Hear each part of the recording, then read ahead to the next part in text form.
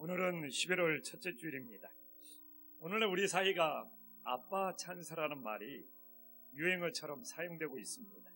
아빠 찬스의 의미는 부모가 가진 능력을 통하여 공정한 경쟁을 거치지 않고 자녀가 특혜를 누린다는 겁니다. 혹시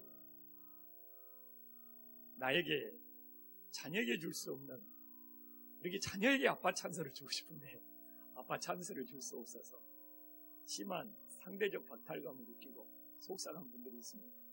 오늘 말씀을 들으면 주님께서 위로의 은혜가 있을 줄 믿습니다. 오늘 본문은 왕의 신하가 예수님을 찾아왔어요.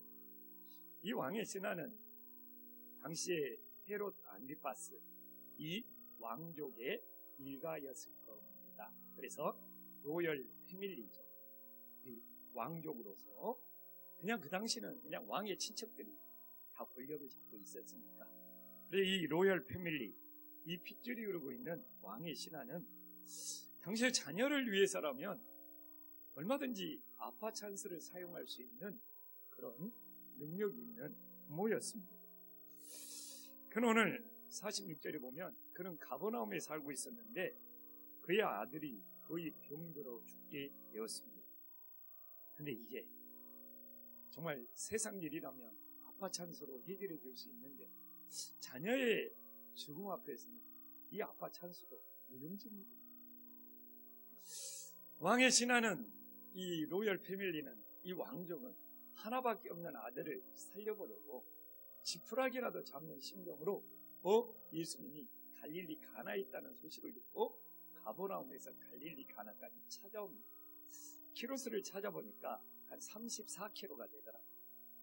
34km를 자식을 살리겠다는 그 마음 하나로 예수님을 찾아옵니다.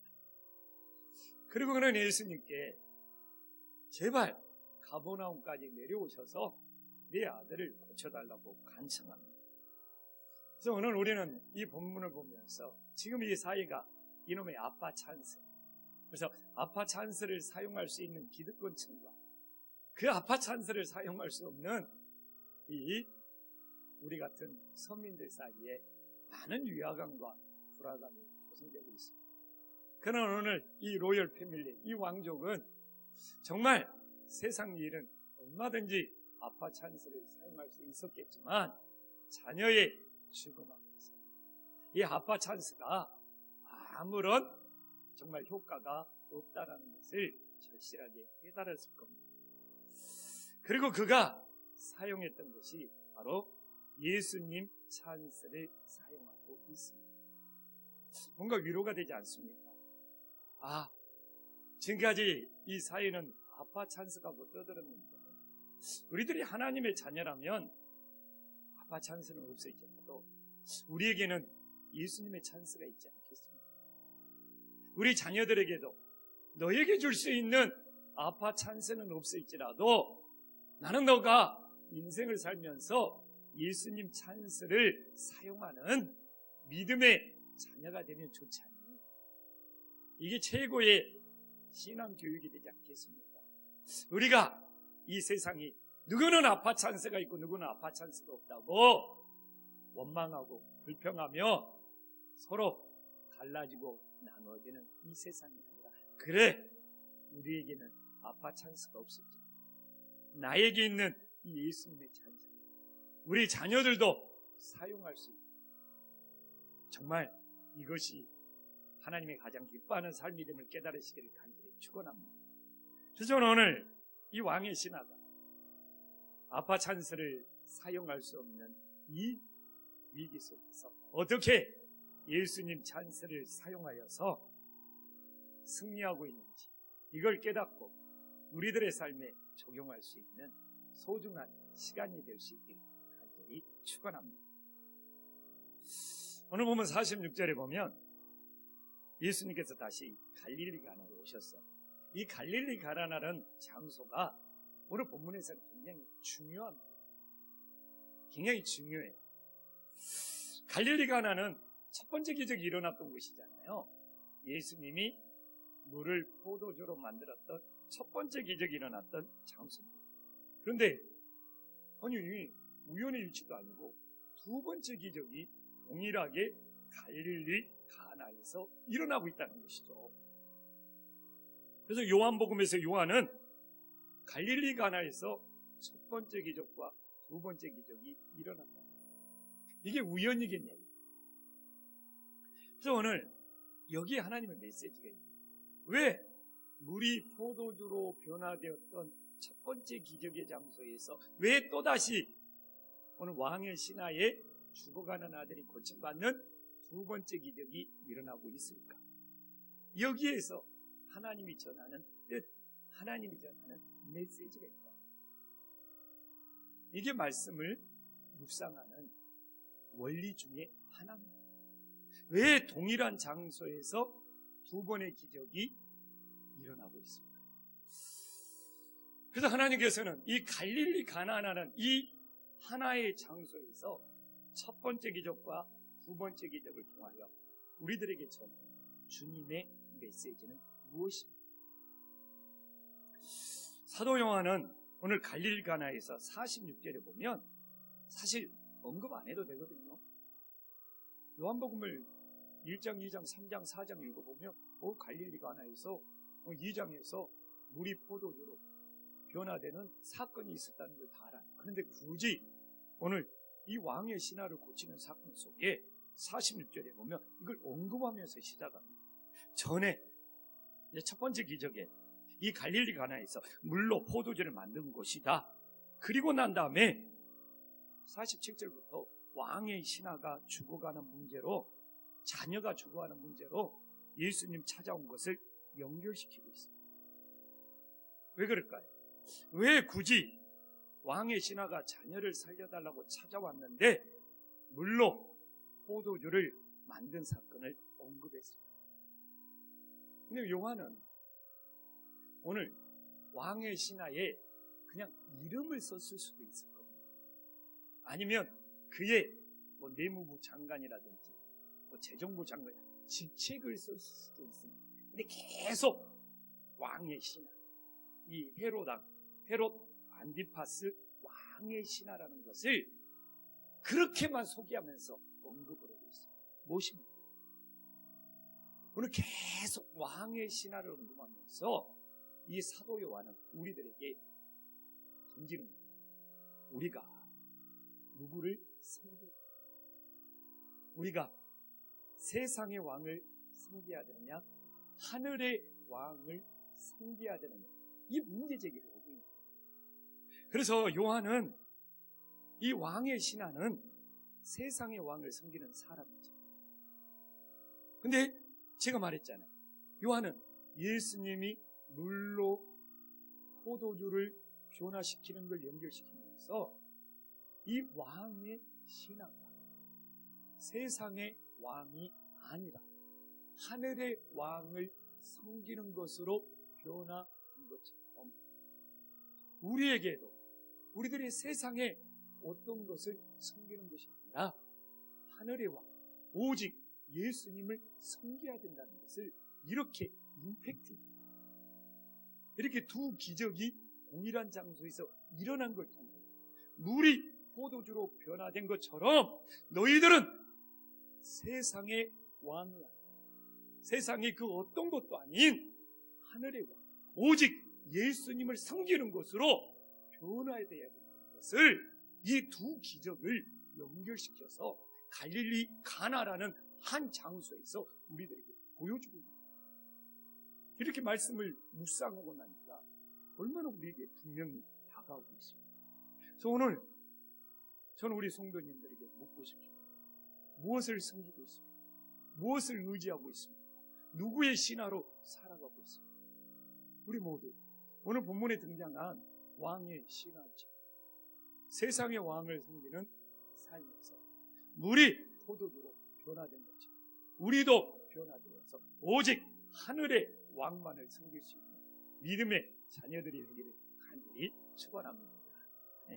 11월 첫 주 새롭게 출발하는 마음으로 옆 사람과 인사 한번 나눌까요?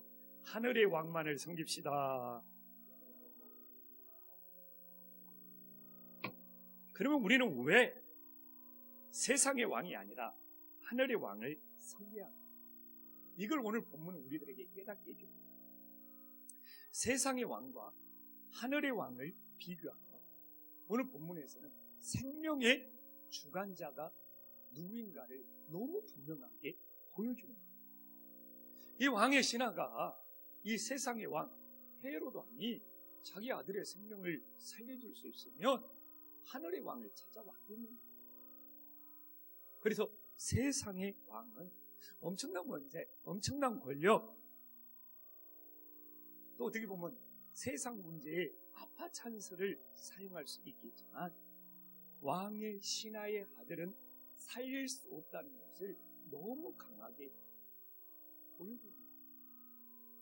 그러나 이 하늘의 왕, 이 신하의 아들을 살릴 수 있는 생명의 주관자가 됨을 너무 대적으로 보여줍니다.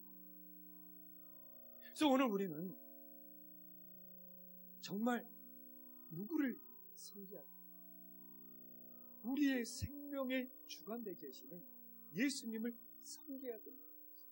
너무 오늘 이 본문의 메시지를 우리들에게 다가옵니다. 근데 우리가 이 본문을 여러분들이 수십 번, 진짜 수백 번 읽더라도 첫 번째 기적, 예수님이 물로 포도주를 변화시키는 동일한 장소에서 이 갈릴리 가나의 기적과 구슬이 서말이라도 꿰매야 되는 것처럼 꿰매집니다. 하나님께서 전하는 이 임팩트한 메시지를 깨달을 수가 있습니다. 그래서 오늘은 이 갈릴리 가나라는 장소가 그렇게 중요합니다. 그래서 갈릴리 가나에 물이 포도주로 된 그것과도 연결해서 묵상해 볼까요? 물이라는 것은 오래 고여있으면 썩습니다.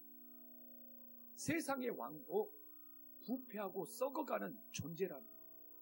포도주는 어떻게 됩니까? 시간이 지날수록 맛이 납니다. 바로 이 하늘의 왕은 영원한 존재가 됨을 보여주고 있는 거예요. 그래서 세상의 왕은 고인물처럼 썩어져가는 존재. 하늘의 왕은 시간이 지날수록 맛이 내는 영원한 존재라는 것을 우리가 첫 번째 기적과 연결시켜도 너무 분명하게 다가오는 거예요. 그래서 오늘 우리는 아파 찬스를 사용할 수 없다고 박탈감을 느끼면서 허탈해하는 것입니다. 우리가 왜 예수님 찬스를 사용하면서 살아야 돼요? 그래서 오직 생명의 주관자 되신 예수님만을 섬기는 믿음으로 변화될 수 있기를 간절히 소망합니다. 그러면 이제 어떻게 왕의 신하가 하늘의 왕을 섬기는 것으로 변화돼요? 어떻게 왕의 신하가 고인물처럼 썩어져가는 인생에서 영원한 맛을 내는 포도주 같은 인생으로 변화되느냐? 목사님, 그 증거를 보여주시옵소서. 그 증거가 오늘 나옵니다. 첫 번째 증거는 뭡니까? 이게 이제 말씀을 묵상하는 오묘한 맛이죠. 호칭이 변화되고 있어요. 참 신기해요. 성경은 성령의 감동으로 그렇게 기록합니다. 봐보십시오. 47절에 보면 호칭을 안 불러봐요. 청하대부터 이제 말이 시작되는 거잖아요. 청하대 다음부터 호칭 없이 내려오셔서 내 아들의 병을 고쳐주소서. 그가 지금 주님을 처음 청할 때 뭡니까? 아들을 살리고 싶은 마음도 있는데 왕족이라 로얄 패밀리라는 자존심이 남아있다. 그래서 내가 이 세상 권력은 이 손가락 안에 들어가잖아. 근데 저 사람한테 뭐라고 부르게, 심지어는 납비 선생이라고 부르는 것도 보통은 그냥 납비 선생에서 시작이 되고, 근데 그냥 아예 호칭을 생략해버리고 봐보시오. 그냥 내려. 이게 아들은 살리고 싶으면서도 뭡니까? 그 마음속에 알량한 자존심. 내가 왕족이야. 로얄 패밀리. 이게 심지어는 좀 주어가 아닐지라도 납비요, 선생이요. 보통 이렇게 시작해야 돼. 그것도 생략. 이게 우리도 사람 관계 속에 그러잖아요. 좀 애매하고 좀 그러면 그냥 호칭 생략하고 와서 좀 도와주세요. 좀 이런 좀 진짜 뉘앙스입니다. 그래서 그는 내가 왕족이라는 로얄 패밀리라는 체면 때문에 주여라고 부르는 것을, 심지어는 랍비 선생님이라고 부르는 것도 주저하고 있음을 알 수 있습니다. 그래서 그 호칭을 생략한 채 주여도 아니고 랍비도 아니고 왕족으로서 알량한 자존심이 남아있는 그에게 예수님은 48절에 보면 참 우문현답이에요. 너희는 표적과 기사를 보지 못하면 도무지 믿지 아니하리라는 책망을 받아요. 근데 나도 궁금해. 이 책망에 왕족은 어떤 깨달음을 받았는지 자존심을 내려놓고 드디어 49절에 주여라고 부릅니다. 우리가 성경을 묵상하면 이 호칭이 달라지는 것이 나와요. 이런 걸 놓치지 말고 묵상하시라는 것이죠. 자, 다 함께 한번 읽어보겠습니다. 시작.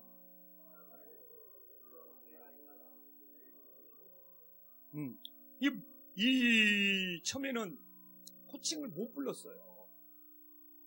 랍비라고 못했던 이 왕족이, 로얄 패밀리가 48절에 어떤 찔림, 어떤 느낌이 있었는지 그냥 자기의 자존심을 다 내려놓는 것이죠. 자존심, 다 포기하고 주여라고 불렀어요. 근데 예수님께 이게 주여라고 이 호칭이 달라집니다. 예수님의 답변도 달라져 버리죠. 바로 50절에 내 아들이 살아. 그러니까 이 호칭이 주여. 근데 이게 그냥 주여 거기만 아니잖아요. 이 주여라는 호칭 속에 어떻게 보면 지금 왕의 신하의 절박한 부분이 담겨져 있겠죠. 안 그러겠습니까? 자식이 죽어가지고 여기서 드디어 자존심을 내려놓고 예수님을 주여라고 부르면서 내가 왕족이네, 내가 로얄 패밀리네, 이런 것들을 다 내려놓고 어떻게 보면 십자가에다 못 박는 거죠. 이런 것들을 다 포기하는 거죠. 그러면 진짜 예수님을 주님으로 부르는 그 믿음이 담겨져 있음을 우리들에게 보여주고 있습니다. 그래서 오늘도 우리들이 주님, 예수님, 우리들의 간절, 우리들의 깊은 믿음, 그 주여라는 호칭 속에 함께 고백, 예수님 찬사, 우리에게도 동일하게 나타남을 깨달으시기를 간절히 축원합니다. 그래서 우리들이 늘 주여라고 부르고, 오늘 이 왕의 신하처럼 내 세상에 있는 모든 자존심을 내려놓고 내 이 모든 체면을 간절한 마음으로 주님을 변화된 삶이 되시기를 간절히 소망합니다. 또한 물이 포도주로 변화된 거죠. 세상의 왕을 섬기던 이 왕들, 하늘의 왕을 섬기는 것으로 변화된 또 하나의 증거는 무엇입니까? 오늘 47절에 봐도 내려오소서. 그러니까 지금 자기가 가버나움에서 갈릴리 가나까지 34km를 찾아갔다. 그러니까 예수님도 다시 갈릴리 가나에서 가본 34km를 좀 와서 내려와서 내 아들 좀 고쳐달라 이렇게 부탁합니다. 근데 이것은 좀 늦게 내려놔요. 49절에 가도 호칭은 바뀌었잖아요. 근데 여전히 예수님께 내려와 달라고 부탁을 하고 있습니다. 이 왕의 신하가 내려와 달라, 갈릴리 가나에서 다시 가버나움으로 34km 정도 이 길을 내려와 달라고 이렇게 계속 사정하고 부탁하는 것이 뭡니까? 이게 자존심과 체면은 내려놨는데 뭐가 남았냐? 자기가 원하는 방법대로 해달라. 자기가 원하는 방법대로 해달라. 뭡니까? 그리고 최소한 예수님이 자기 집에 방문을 해줘야지 뭡니까? 왕족의 이신에 설 수 있는 것이죠. 그렇잖아. 이게 좀 내가 원하는 방법대로. 그런데 예수님께서는 왕의 신하에게 어떻게 답변을 해요? 50절에 보면 가라. 내 아들이 살아있다. 이게 중요해요. 왕의 신하가 선택해야 합니다. 주님께 계속 내려와 달라고 자신의 방법을 주장할 수 있죠. 근데 놀랍게도 또 이렇게 왕의 신하는 뭘 깨달았는지 자신의 방법을 내려놓고 50절에 보면 예수님께서 하신 말씀을 믿고 갔다고. 여기서 또 한 번의 체인지, 또 한 번의 변화이라는 거예요. 계속 반복적으로 자기가 원하는 방법을 주장했어요. 근데 또 한 번 자기가 원하는 방법을 포기하고 자기가 원하는 방법을 내려놓고 예수님의 말씀을 믿고 예수님의 말씀을 따르는 자로 또 한 번 여기서 체인지, 변화가 됨을 우리들에게 보여주고 있습니다. 이게 두 번째입니다. 이처럼 우리가 예수님께 순종하시고 싶다, 예수님을 따르고 싶다, 자신의 방법을 포기해야만 가능한 거죠. 자신의 방법을 포기하지 않고는 절대로 예수님을 따르면서 순종할 수 있는 방법은 없다는 거죠. 그래서 우리는 어떻게 보면 모든 문제와 모든 상황이 닥쳤을 때 내가 원하는 방법과 예수님의 말씀을 따르는 것이 충돌하고 대립할 수 있어요. 오늘 왕의 신하처럼. 그래서 예수님은 선택이라는 거예요. 야, 너가 계속 나를 내려와 달라고 네 원하는 방법을 계속 요구할 건지 아니면 내 말씀을 믿고 갈 건지. 이 두 가지 상황 속에서 결정해야죠. 내 원하는 방법을 포기할 겁니다. 거기에 예수님의 능력이 달려 있는 것이죠. 그래서 오늘도 내 인생의 갈등, 내 인생의 문제가 있습니까? 근데 여전히 내가 원하는 방법대로 예수님 꼭 내 집에까지 내려오셔야 됩니다. 내 왕의 신하가 이것만 고치고 있어요. 자기 원하는 방법만 계속 주장하고 있어요. 어떻게 되겠습니까? 그러나 자기가 원하는 방법을 내려놓고 가라! 이 말에 예수님의 말씀을 믿고 갔다고 합니다. 그래서 오늘도 우리들의 인생에도 예수님 찬스가 나타나기 위합니다. 혹시 내가 예수님을 찾기는 찾는데 여전히 내 방법대로 찾고 있는 것은 이걸 깨닫고 그걸 포기할 때 정말 예수님의 말씀을 믿고 따라가면 예수님의 찬스가 우리들의 삶에 능력으로 나타날 수 있는 은혜의 역사가 일어나기를 간절히 축원합니다. 근데 오늘 본문은 왕의 신하가 아주 중요한 것이 두 가지 믿음이 있다는 걸 보여주고 있어요. 왕의 신하가 어떤 두 가지 믿음을 가지고 있지? 근데 이 왕의 신하가 가지고 있는 두 가지 믿음을 우리 모두도 가지고 있어요. 그래서 우리는 오늘 마지막으로 왕의 신하의 두 가지 믿음을 살펴보면서 우리는 어떤 믿음을 가지고 있지? 우리 자신을 점검해 볼 수 있는 은혜의 역사가 있기를 간절히 축원합니다. 첫 번째는 우리들이 가지고 왕의 신하는 처음 믿음은 문제 해결을 원하는 믿음이었어요. 이거 다 가지고 있어야 돼요. 왕의 신하는 누가 봐도 죽어가는 아들을 그 문제를 해결하기 위하여 예수님을 찾았고 예수님을 믿었다는 것이죠. 그래서 오늘 본문에는 믿는다는 것이 두 번 나와요. 먼저 50절에 나오죠. 예수께서 하신 말씀을 믿고 갑니다. 이 믿는 것은 아들의 문제를 해결하기 위해서 믿는 거예요. 이게 우리 현실에 닥친 문제를 해결하기 위하여 예수님 찬스를 사용해야 됩니다. 이게 앞으로도 우리는 문제 해결을 위해서 예수님 찬스를 사용해야 돼요. 문제 해결의 믿음이 나쁜 것이 아니에요. 근데 제가 말하는 것은 이것만 있으면 안 돼요. 당연히 우리는 문제 해결의 믿음이 있어야죠. 나 같은 목사도 내가 믿음이 아무리 자라났다고 해도 또 내 인생에 어려운 일이 생기면 예수님께 문제 해결의 믿음을 통해서 예수님 찬스를 사용해야 돼요. 나쁜 건 아니에요. 근데 이것이만 머물러 있습니다. 이것밖에 없으면 안 된다는 거죠. 이 믿음도 필요하지만 여기에서 성숙한 또 하나의 믿음이 있어야 된다는 것이죠. 그게 53절에 나와요. 믿음이도 53절에는 뭔 믿음입니까? 자기와 그 온 집안이 다 믿음이에요. 이건 예수님의 말씀을 알고 알았다고 그러잖아요. 예수님의 말씀을 알고 믿는. 이게 이제 구원의 믿음이 될 수 있는 거죠. 예수님의 말씀을 알고 믿는 것이 구원의 믿음. 두 가지 다 필요한 거예요. 또 예수님을 알고 믿는 믿음이 있어서 이제 우리들이 구원의 믿음이 있어서 이제 나는 예수님 자체를 믿는 거죠. 예수님 말씀을 믿고 예수님 자체를 믿는. 그러면 문제 해결의 믿음 필요, 그것도 아니에요. 그럴지라도 저는 그렇게 생각하거든요. 나는 예수님을 알고 믿어요. 나는 예수님 말씀을 믿어요. 예수님 자체를 믿어요. 나에게는 구원의 믿음이, 그러더라도 내 인생에는 문제 해결의 믿음도 필요한 거예요. 또 내 자녀의 문제를 해결해달라고 한 거, 그건 절대로 나쁜 것이 아니에요. 근데 제가 이 두 가지를 갖고 있어야 돼요. 두 가지 중에 하나만 선택해라? 그러면 예수님을 알고 믿는 믿음이 필요하겠죠. 그러나 문제 해결의 믿음만 있으면 흔들리는 신앙, 넘어질 수 있는 신앙이 됐어요.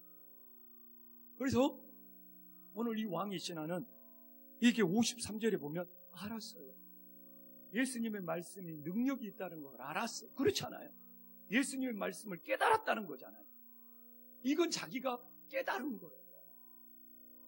그래서 우리가 예수님의 말씀을 알고 믿는 믿음. 그래서 두 번째 믿음은 예수님 자체를 믿는 거예요. 예수님 말씀을 믿는 거예요. 이게 진짜 이제 구원에 이르는 믿음인 것이죠.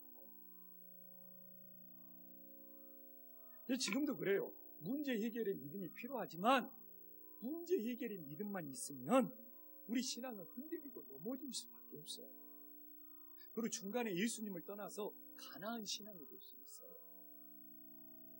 그러나 동시에, 제가 말하잖아요. 동시에 이 두 가지 믿음이 다 있어야 돼요. 그래서 예수님의 말씀을 알고 믿으며 예수님 자체를 믿으며 구원의 믿음이 있으면 흔들리지 않는 반석에 세워진 신앙이 될 수 있다는 것이죠. 그래서 성경에서 믿음을 말할 때는 이 두 번째 믿음을 말하고 있어요. 그래서 그러면 이제 좀 48절에 이 숙제가 좀 풀립니다. 사람들은 문제 해결을 위해서 표적과 기사를 보여달라고 한다는 것이죠. 이 내 문제 해결을 위해서 좀 예수님의 표적과 기사를. 그래서 예수님이 48절에 증명하잖아요. 너희가 표적과 기사를 보지 못하면 도무지 믿지 않냐. 그러니까 뭡니까?